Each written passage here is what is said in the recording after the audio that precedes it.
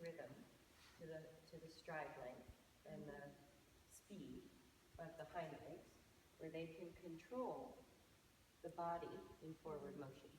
If they're too fast, they fall forward. If they're too slow, they fall forward, or they go crooked.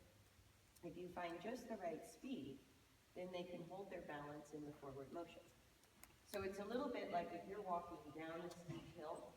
Yeah. If you go too fast, you fall on your face. Yeah. Right? If you go too slow, you fall on your butt. So you control your balance coming down a hill by putting this leg in front, moving your torso forward. That's what she's doing with her hind legs. So if you watch the head and neck position, and let me take her in so you can watch from the side. And when you're next to her, you have to kind of use your peripheral vision. But if I just do nothing and I just walk her, you see she tucks her nose backwards. And I just let her go on the forehead. It doesn't help her. Right? What she's going to do is contract her back, contract her neck. Really?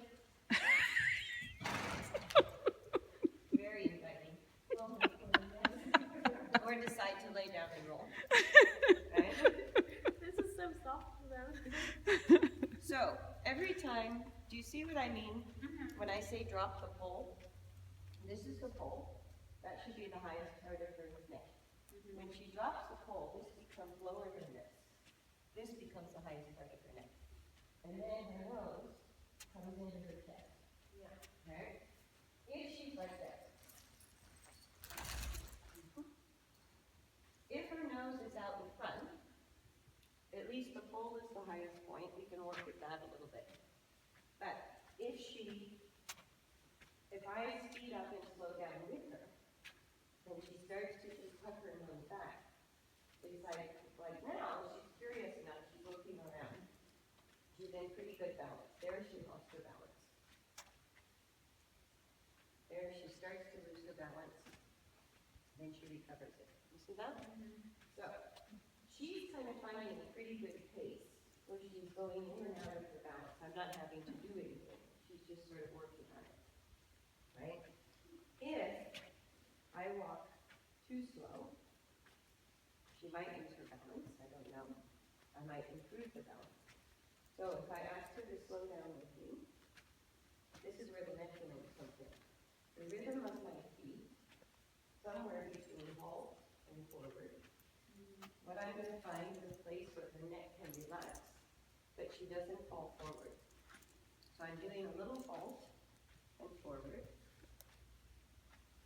Pretty good. And if you watch her front legs, I don't know if you can see the difference when her weight comes off the front leg. You'll see a little lighter step with the front leg. She'll reach a little bit further and get lighter on her front leg. That means she's starting to control her forward motion with her hind legs. She's starting to coordinate her back. And she's starting to find a tempo, a stride length, a speed at which she can stay in that coordination.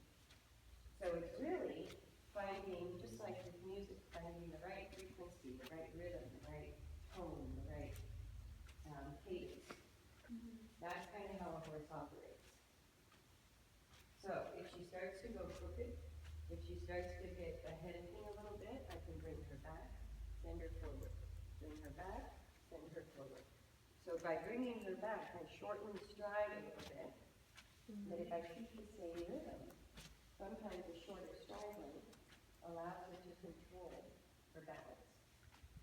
But the main objective is gravity is always pulling them down and forward. Inertia, right, of the forward motion, that's what makes them speed up to get their balance. Those are sort of forces that the horse has to cope with. And if they don't know how to cope with it, the path of least resistance is to tighten their neck or balance on their front leg. That's what damages them.